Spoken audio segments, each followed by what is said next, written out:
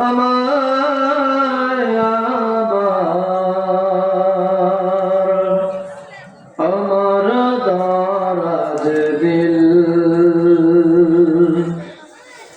দাও খোদা দাও আমায় আবার আমার দারাজ দিল দাও আলীর মতো বীর সেনানী আলীর মতো বীর সেনানী জাগাতে নিখিল দাও খোদা দাও আমায় আবার আমার দারাজ দিল দাও খোদা দাও আমায় আবার আমার দারাজ দিল হামজাকে দাও ঘরে ঘরে জীবন দিতে ওয়াদা করে আমার কাবা ভাঙতে এলে আমার কাবা ভাঙতে এলে পাঠাও আবাবিল দাও খোদা দাও আমায় আবার আমার দারাজ দিল দাও খোদা দাও আমায় আবার আমার দারাজ দিল সাচ্চাই মার দিয়ে পাঠাও শত সাহাবা আবার পাঠাও আবু বকর ফিতনা ফাসাদ সুখ সমর অনরাটল পাহাড় সম অনরাটল পাহাড় সম দাও সে মনের মিল দাও খোদা দাও আমায় আবার আমার দারাজ দিল দাও খোদা দাও আমায় আবার আমার দারাজ দিল বলে মারহাবা।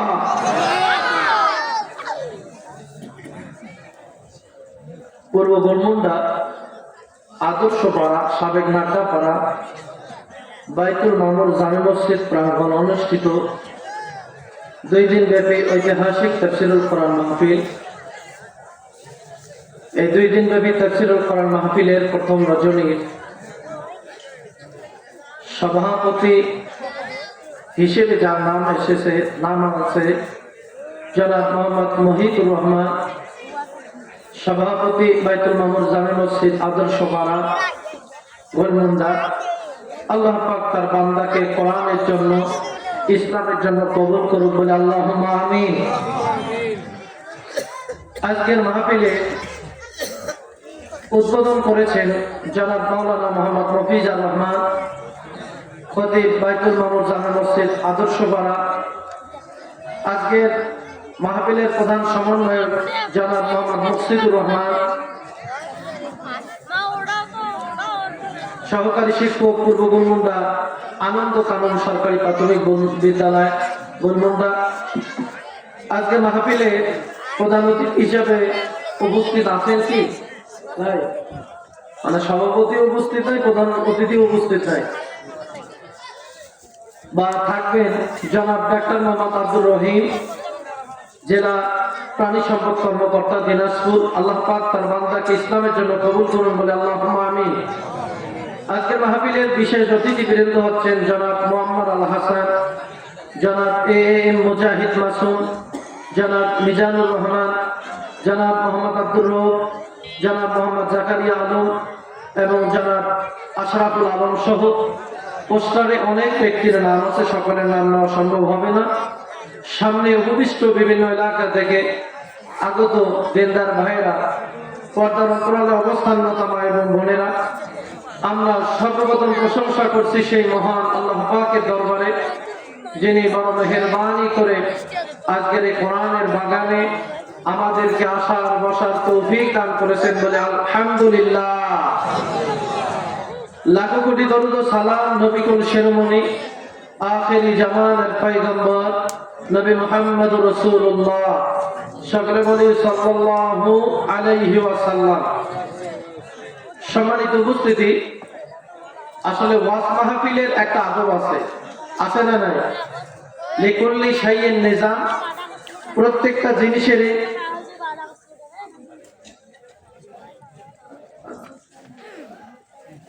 জিনিসের একটা নিজাম আছে না নাই? আছে। যে কোনো জিনিসের একটা নিয়ম শৃঙ্খলা আছে। তো আমি আমার আলোচনা শুরু করার পূর্বে আমি অনুরোধ করব, যারা এই যে ফাঁকা করে বসে আছেন, মানে গ্রুপে ভাইরা, একটু উঠে সামনের দিকে জমে কি বসা যাবে? ভাইরা একটু ওঠেন, একটু কষ্ট দেবো আপনাদেরকে, কারণ এইভাবে আলোচনা করা সম্ভব হবে না, মনোযোগ নষ্ট হবে। আসেন ভাইরা, একটু আল্লাহর রাস্তে সামনের দিকে এগিয়ে আসেন। আল্লাহর রাস্তে এই যে বাবাজি, একটু সামনে এগিয়ে আসেন। ফাঁকা রাখা যাবে না। যে জায়গাতে ফাঁকা, ওই জায়গাতে শয়তান অবশ্যই শয়তানি করার পায়তারা করবে। কথা বলেন ঠিক কিনা? এই জন্য ভাইরা একবারে সামনে থেকে ফিল আপ করে বসেন। এমনিতে দেখতেছি জনসাধারণ মানে শ্রোতার সংখ্যা কম, আরো যদি এলোমেলো হয়ে বসে থাকি ভাইরা মনোযোগ নষ্ট হবে। আল্লাহ রাস্তায় যে ডান দিকে যে ভাইরা আছে, একটু এদিকে চাপি বসে, একটু কষ্ট দেয় আপনাদেরকে, একটু চাপি বসে। ইনশাআল্লাহ ভাইরা, আজকে মাহফিলে আমি দেখতেছি অধিকাংশই হচ্ছে যুবক। এই জন্য আজকে আমার ওয়াজ হবে যুবকদেরকে নিয়ে। বলে কাদেরকে নিয়ে? যুবকদেরকে নিয়ে। একটু জুমে বসেন। মহিলা প্যান্ডেলে মা বোনেরা জায়গা হচ্ছে না, একটু চাপাচাপি হয়ে বসেন, যেহেতু শীতকাল। আরেকজন মাকে বোনকে চাপটি শোনার ব্যবস্থা করে দেন। আল্লাহর হস্তে একটু চাপাচাপি হয়ে বসেন এবং সামনের দিকে এগিয়ে বসেন। ইনশাআল্লাহ আমরা কোরআন এবং হাদিস থেকে বর্তমান সময়ের আলোকে কিছু আলোচনা করার চেষ্টা করব। তাওয়াক্কালতু আলাইহি ওয়া ইলাইহি উনীব বলে আল্লাহুম্মা আমিন। সম্মানিত ভাইরা, আসলে আপনারা কি মন খারাপ করলেন? কষ্ট দিলাম? আল্লাহর রাস্তায় মাফ করে দেন। সম্মানিত ভাইরা, আচ্ছা বলেন তো, যারা এখনো বাইরে ঘোরাফেরা করতেছে আর এখানে যারা বসছেন, দুইজনের মর্যাদা কি সমান? বলেন সমান না ভাইরা? দেখেন, কোন জায়গায় যদি কোন আল্লাহর বান্দারা একত্রিত হয়, নবী করিম সাল্লাল্লাহু আলাইহি সাল্লাম হাদিসে কি বলছেন? তার আগে একবার সুবহানাল্লাহ বলেন।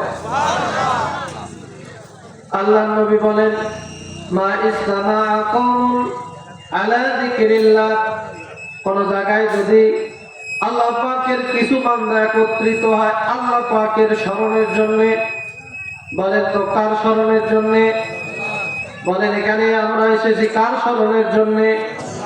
মুসলমান ভালো করে খেয়াল করেন, আল্লাহর পয়গম্বর বলে আলা যিকরিল্লাহ, আল্লাহ পাকের স্মরণের জন্য আল্লাহর বান্দারা একত্রিত হয়। ফাতাফাররাকু আনহু ইল্লা কিলা লাহুম মাগফুরান লাহুম, চিৎকার দিয়ে বলি সুবহানাল্লাহ। আল্লাহর নবী বলেন, ওই বান্দারা যখন একত্রিত হয় আল্লাহ পাকের স্মরণের জন্য, এরপরে মাহফিল যখন শেষ হয়ে যায় বান্দারা বাড়ির দিকে রওনা দেবে। আল্লাহর নবী বলে, আল্লাহর ফেরেশতারা ওই বান্দাদেরকে ডাক দিয়া বলেন, ও আল্লাহর বান্দারা, এখন তোমরা মাহফিল শেষ হয়েছে, দাঁড়িয়ে যাও, বাড়ির দিকে রওনা দাও। বাড়ির দিকে রওনা দেওয়ার আগে আমার আল্লাহ পাক তোমাদের গুনাহ খাতা মাফ করে দিয়েছে।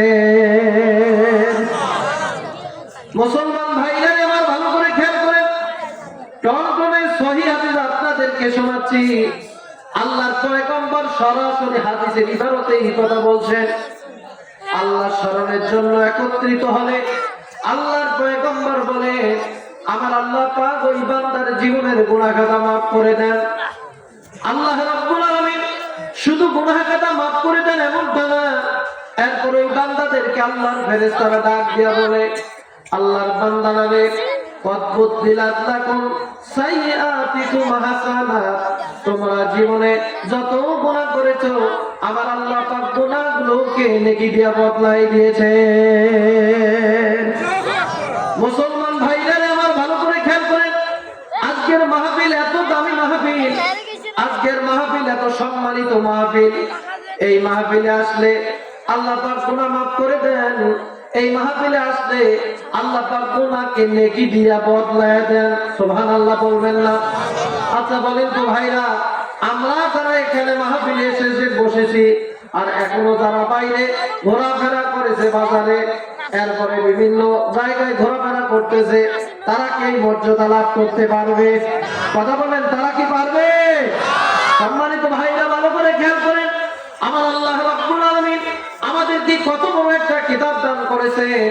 এই যে কিতাবের আমরা আলোচনা শুনতে এসেছি, কোরআনের আলোচনা শুনতে এসেছি, এই কোরআনের মাহফিলের কত ফজিলত ভাইরা দেখেন। আপনি এই মাহফিলে এসে যদি একটা আয়াত তেলাওয়াত করেন, একটা আয়াতের শিক্ষা গ্রহণ করেন, আল্লাহর পয়গম্বর বলেছেন আমার আল্লাহ পাক ওই বান্দার আমলনামায় 2টা উট দান করার সওয়াব দান করবেন। ভাইরা আমার ভালো করে খেয়াল করেন, আল্লাহর পয়গম্বর বলেন কোন বান্দা যখন ফজরের নামাজে যায়, মসজিদের দিকে রওনা দেয়, এরপরে নামাজ পড়ার পরে আল্লাহ পাকের কোরআন থেকে 2টা আয়াত তেলাওয়াত করে। বলেন তো কয়টা আয়াত তেলাওয়াত করে? জোরে বলেন, কয়টা আয়াত? 2টা আয়াত তেলাওয়াত করে কিংবা 2টা আয়াত শিক্ষা গ্রহণ করে। আল্লাহর পয়গম্বর বলেন আকিক এবং বুতাহান নামক জায়গা থেকে 2টা উট রক্তপাত ছাড়া নিয়ে আসার চেয়েও উত্তম আমল হইল 2টা আয়াতের শিক্ষা গ্রহণ করা। আল্লাহু আকবার। ভাইরা আমার একটু চিন্তা করেন তো, 2টা আয়াত যদি আপনি শিক্ষা করেন, তাহলে 2টা উটের চেয়েও উত্তম হচ্ছে 2টা আয়াত শিক্ষা করা। চিৎকার দিয়ে বলি সুবহানাল্লাহ। একটু চিন্তা করেন। আচ্ছা, বর্তমান বাজারে বাংলাদেশে একটা উটের দাম কত বলতে পারবেন? সর্বনিম্ন বাজার হইল 15 লক্ষ টাকা। বলেন কত লক্ষ টাকা? 15 লক্ষ টাকা। আর ঈদের বাজার যদি হয় 35 থেকে 40 লক্ষ টাকা একটা উটের দাম হয়। ভাইরা আপনি একটু চিন্তা করেন, আপনি কোন মাহফিলে এসে বসছেন? যতটা আয়াত শিক্ষা করবেন, যতটা আয়াতের তেলাওয়াত শুনবেন, আল্লাহর পয়গম্বর বলেন তার বিনিময়ে আল্লাহ পাক একটা করে উট সদকা করার সওয়াব দান করবেন। চিন্তা করেন, একটা আয়াত শুনছেন, 15 লক্ষ টাকা দান করলে আল্লাহ রাস্তায় যে সওয়াব পাবে, আল্লাহ আপনার আমলনামায় সেই সওয়াব দান করবেন। মুসলমান ভাইরা আমার ভালো করে খেয়াল করেন, সাহাবায়ে কেরাম বলেন ইয়া রাসূলুল্লাহ, কোন ব্যক্তি যদি 3টা আয়াত শিক্ষা করে তাহলে কি সে 3টা উটের সওয়াব পাবে? আল্লাহর পয়গম্বর বলেন হ্যাঁ, কোন ব্যক্তি যদি 3টা আয়াত তেলাওয়াত করে শিক্ষা করে আমার আল্লাহ পাক ওই বান্দার আমলনামায় 3টা উটের সওয়াব দান করবেন। আল্লাহর পয়গম্বরের সাহাবীরা প্রশ্ন করল, কোন ব্যক্তি যদি 4টা আয়াত তেলাওয়াত করে? আল্লাহর পয়গম্বর বলেন হ্যাঁ, 4টা আয়াত তেলাওয়াত করলে আল্লাহ পাক 4টা উটের সওয়াব দান করবেন। আল্লাহর পয়গম্বর এবার সাহাবায়ে কেরামকে ডাক দেয়া বলল, আমার সাহাবীরা রে, এইভাবে কোন ব্যক্তি যদি 100টা আয়াত তেলাওয়াত করে আল্লাহ পাক ওই বান্দার আমলনামায় 100টা উটের সওয়াব দান করবে। মুসলমান ভাইরা আমার ভালো করে খেয়াল করেন, আমার আল্লাহ রাব্বুল আলামিন কত বড় কিতাব দান করেছেন। এই মাহফিলে এসেছেন, যতটা আয়াতের তেলাওয়াত শুনবেন, যতটা আয়াতের শিক্ষা গ্রহণ করবেন, আল্লাহ পাক প্রত্যেকটা আয়াতের বিনিময়ে একটা করে উটের সওয়াব দান করবেন। সুবহানাল্লাহ বলবেন না?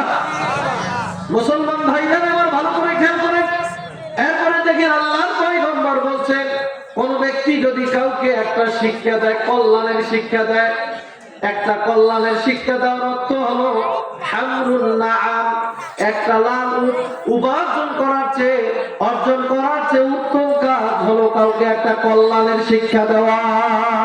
সুবহানাল্লাহ। আপনি যদি কাউকে একটা আয়াত শিক্ষা দেন, তাহলে আল্লাহর পয়গম্বর বলছেন হামরুন নাআম, একটা লাল উট দান করার চেয়ে উত্তম কাজ সে করলো, চিৎকার দিয়ে বলি সুবহানাল্লাহ।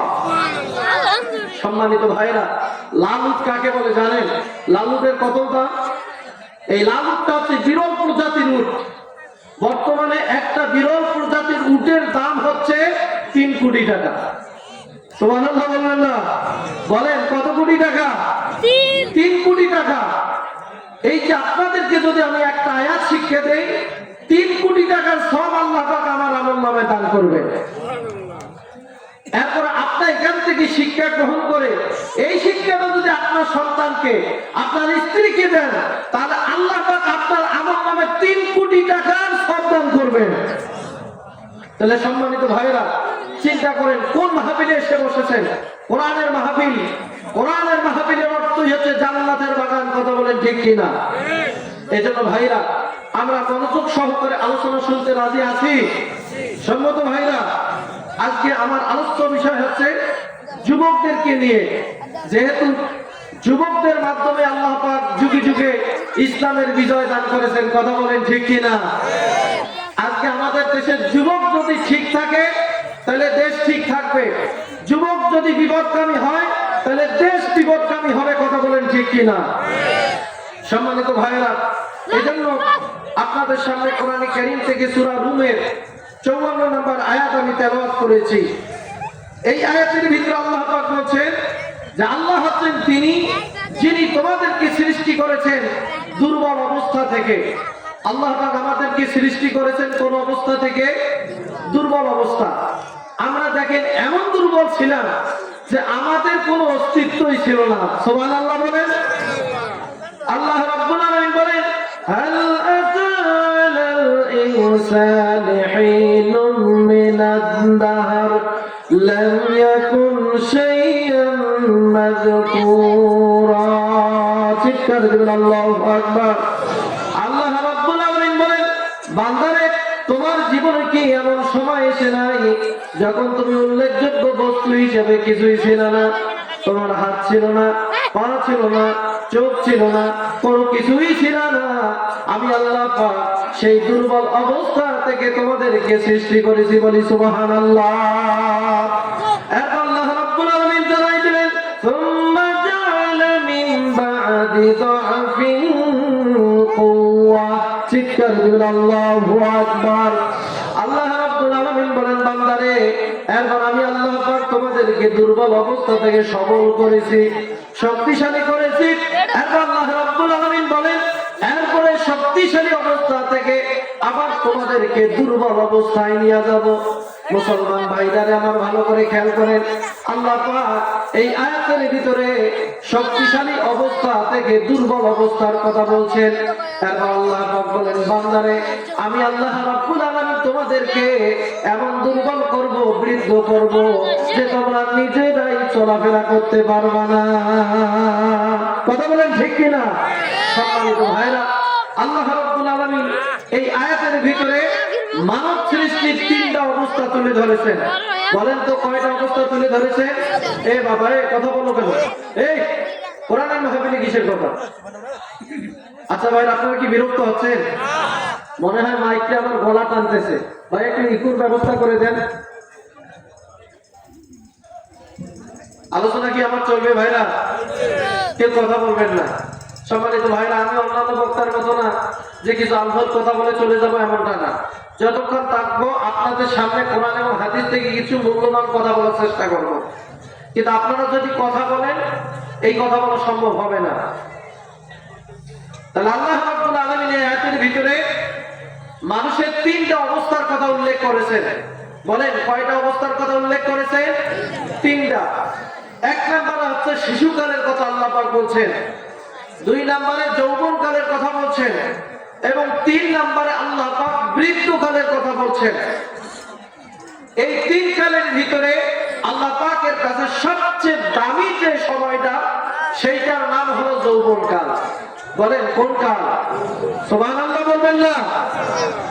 সম্মানিত ভাইরা, ইমাম ইবনে রজব হাম্বলী রাহমাতুল্লাহ আলাইহি তিনি বলছেন যে আল্লাহ পাক কিয়ামতের ময়দানে বান্দাদের থেকে যৌবনকালের হিসাব গ্রহণ করবেন। বলেন কোন কালের হিসাব গ্রহণ করবেন? যৌবনকাল। বান্দা যদি যৌবনকালটা ফি তাআতিল্লাহ আল্লাহর রাস্তায় কাটায়, আল্লাহর আনুগত্যে কাটায়, নাজা সে সফলতা লাভ করবে। আর সে যদি যৌবনকালটা নষ্ট করে দেয় শয়তানের পিছনে, মানুষের তৈরি করা মতবাদ প্রতিষ্ঠার পিছনে, ইমাম রজব হাম্বলী রাহমাতুল্লাহ আলাইহি বলে কিয়ামতের ময়দানে সে ক্ষতিগ্রস্ত হবে। নাউজুবিল্লাহ বলেন। আজকে দুঃখের বিষয় ভাইরা, আমাদের দেশের যুবকরা তাদের যৌবনকাল ইসলামের পিছনে ব্যয় করে না, করে মানুষের তৈরি করা মতবাদ প্রতিষ্ঠার পিছনে। কথা বলেন ঠিক কিনা? এই যুবক ভাইরা বলেন, আল্লাহর জমিনে আল্লাহর দ্বীন কায়েমের পিছনে যৌবন খরচ করার দরকার আছে না নাই? কথা বলেন আছে না নাই? কারা কারা রাজি আছে হাত তুলে আল্লাহরে দেখাও। লিল্লাহি তাকবীর, লিল্লাহি তাকবীর। সকলে হাত নামান। সম্মানিত ভাইরা, তো আল্লাহ রাব্বুল আলামিনের কাছে সবচেয়ে বান্দার যে সময়টা দামি সময় সেটা হচ্ছে যৌবনকাল। আল্লাহ